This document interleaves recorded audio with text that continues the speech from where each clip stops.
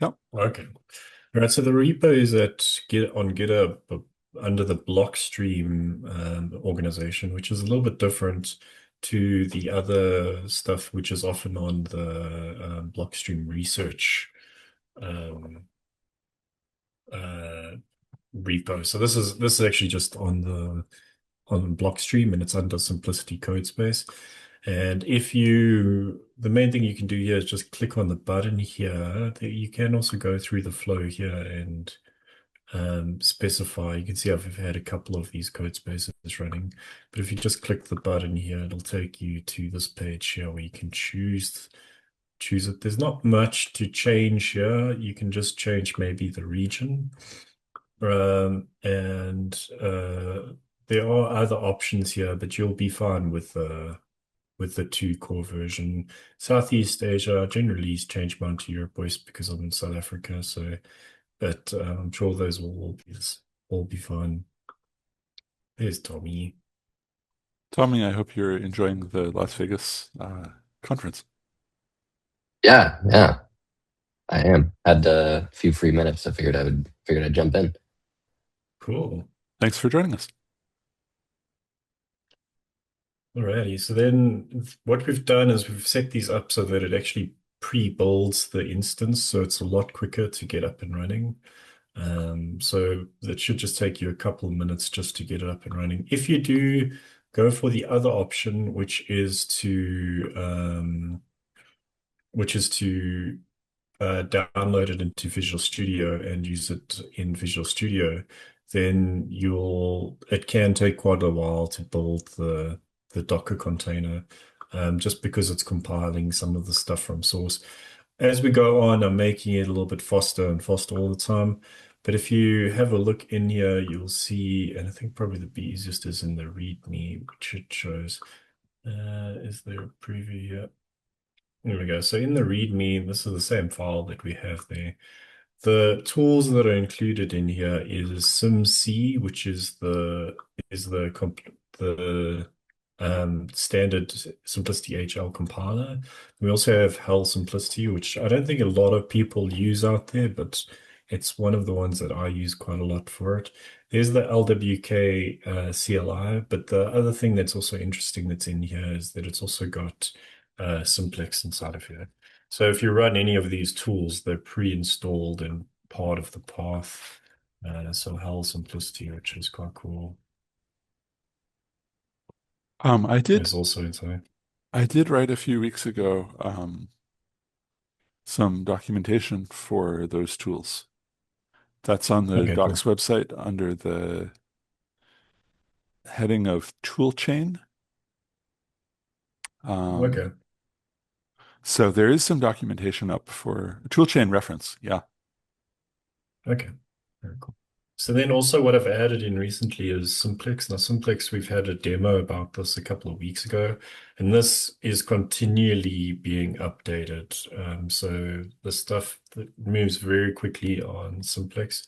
But what I've added recently to this is I've added a work folder so that if you want to just try some stuff out, you can maybe make a new directory here, like project one, and then go into project one, and then you can run Simplex in it, and that'll set up the initial Simplex stuff that you need for that. There's quite a lot of stuff that's being added to Simplex all the time. So the one PR that I'm hoping they're going to merge at some point is like a scaffolding thing. So you'd be able to run Simplex new, but that hasn't been merged yet. But that would build out the whole structure for you, and then you can run it. And then running Simplex, you can run tests and all sorts of stuff. But otherwise, if you just want to try something out, then I've gotten a couple of little demo prompts here. There's the pay to public key and then the pay to multi-sig. So we'll just go through the pay to public key for now. It's very simple. I mean, this is one of the most common scripts you'll see out there, just a basic transfer of money using BIP 304. And the demo does very much what the quick start did if you ever did try the quick start before. But we'll just go through it quickly. What's quite nice about this is it's also installing the language server. So these will have, when the language server is installed, then we will have some IntelliSense here and we'll be able to check it out. You can also just compile these directly. So if you were just looking at that, let's actually go into the exercises. Why not?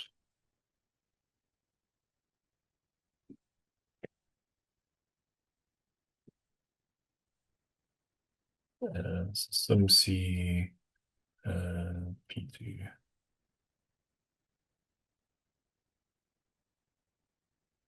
And this will just, so you can just compile it quickly and then run it out. There's a little bit of extra work that goes into actually putting a program onto chains. So this demo is nicely broken up into the different pieces. Let's see if I can run a check. Yeah, whenever I start a new one, I need to commit there's a PR that I'll commit, which makes this automatically runnable. Okay, let's run it quick. Okay, and then we're just going to take us through the steps here. So it's just giving us some parameters, and then it's compiling, same as we did with SimC just now. And then this is running hell simplicity if you want to read out what this does.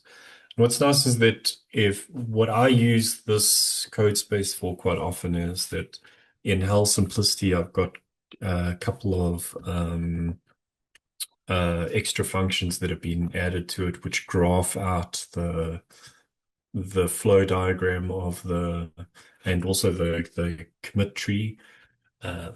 So yeah, this is all running in the background there.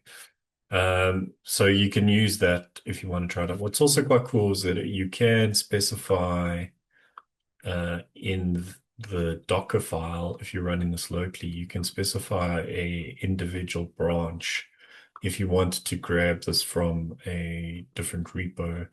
Now in Blockstream, there's a couple of PRs that have got some cool features waiting. So some of them is calling the functions out of order. Some of this fixes around like that pruning fix there's a particular pruning bug that's out there in the wild. If you look at it, then there's also some warnings, infix operators if you wanted to try it out, if and else if you wanted to try it out. There's a couple of other new ones that are in there, as well as the code for the latest branch is not the tag here has not yet been released, but the 0.6, which allows you to include other files. You can also try that out by specifying that in here. But it would cause the container to rebuild, which would be quite cool. But it takes a bit of time, so I'm not going to do it now, but Mike, when you there we started go. it, there was a little note that claimed that it saved 10 minutes from the pre-built container. So that Yes, would be yes, an yeah, estimate, yeah. I guess, of how long the rebuild would probably take. That's it, yeah. That's it, yeah. But if you're used to compiling, so I'm compiling Rust quite often on my PC. It is quite a lot faster on your local PC a lot of the time. But if you want to do that, I'd recommend running it on your local time. What's nice now is that the language server is installed now. I did try to pre-bake it in, so I'll come back to that at some point and try and get it so that it doesn't run in the background while you're busy doing that. But yeah. Coming back to it then, so we've got here's the info, and what we're gonna then go and request some testnet coins into this address that we've got here. And there's the faucet transaction that was created. So let's just go grab and just check it out. I mean, you guys have seen these demos enough times to see this. But there's the guy, and we'll just wait for him to just confirm.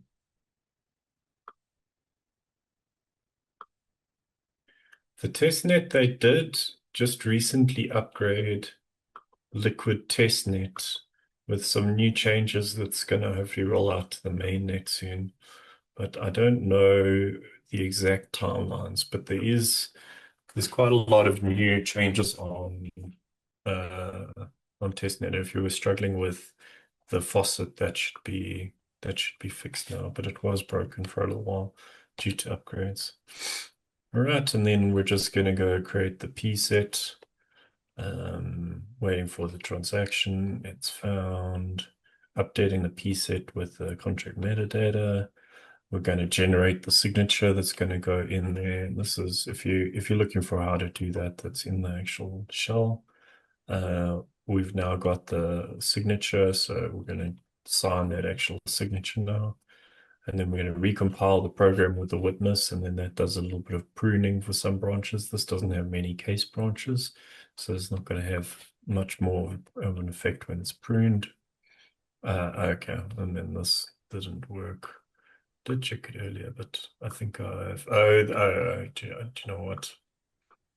I pasted it in this one, yeah. Okay, there we go. All right, so this one's going to fail, but let's go do it again. Yeah, but this is a nice place for people to get going and get up and running and getting something actually properly mined on testnet. So if we go and we look at this transaction now, just need to remove the dot dot dot. The bottom has a link to it. The very bottom Yeah, one. I'm just not sure if it's going to open up in this browser. It should do though, but you're 100% right. All right, and then there we have is the details. So what I'll often do if I'm trying to test out a particular new simplicity script or some kind of operations or whatever, often I'm looking at new PRs and stuff like that. But what I'll do is I'll often just then prepend over here and start throwing in some extra, you know, code into this section here. And if you're using any of the AI tools, it's very effective at generating new demos or updating demos. But here's where would be your starting point. Now you can actually go and start throwing your own code into here. I can't think of an example right now, but that would be something that we could do there. Righty. I think that's really it from our side.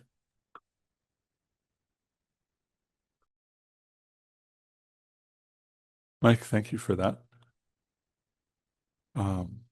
I have several questions or comments or thoughts. Does anybody else have any?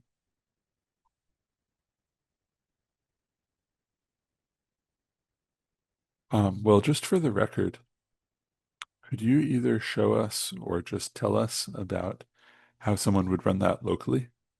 Because you were mentioning that it can be run in browser or it can be run locally on one's own Sure, system. sure. I've got one running here, so let me actually just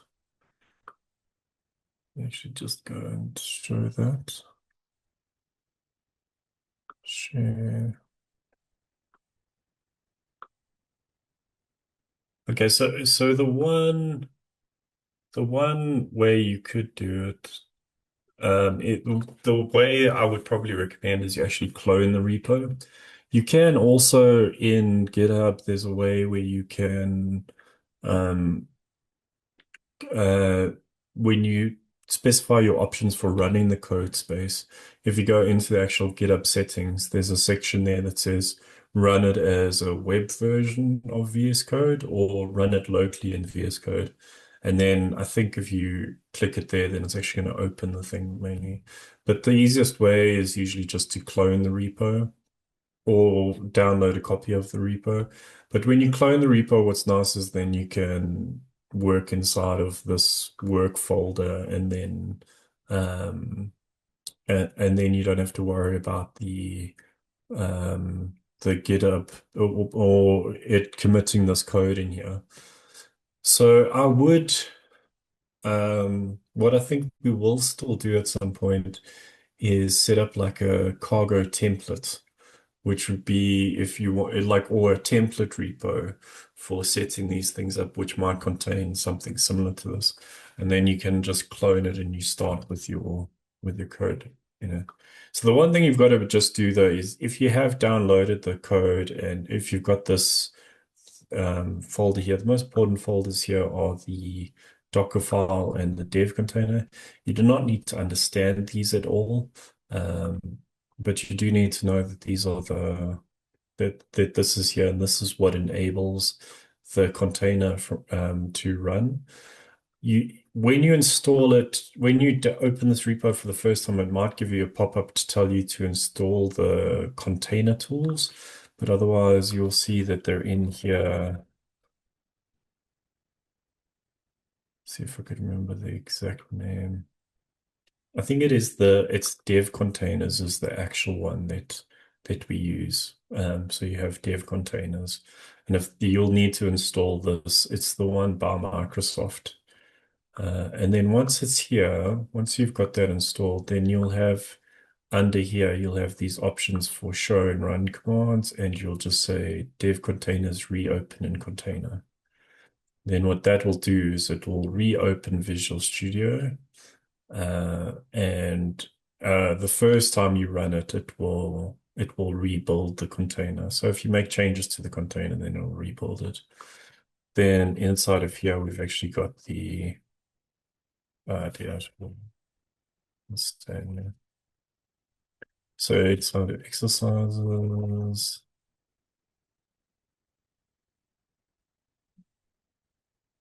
we've also got the demo here. And then this you can run just exactly the same as you've got there. Like I say, what I often like doing is actually just I'll put stuff inside of this work directory when I'm trying something out, and then I can just play around with different things here. Here you can see I was trying to get something working on Simplex, and it generated out the code and got it here, and then got the list for me. So let's see if that's working. I don't remember exactly how far I got with this, but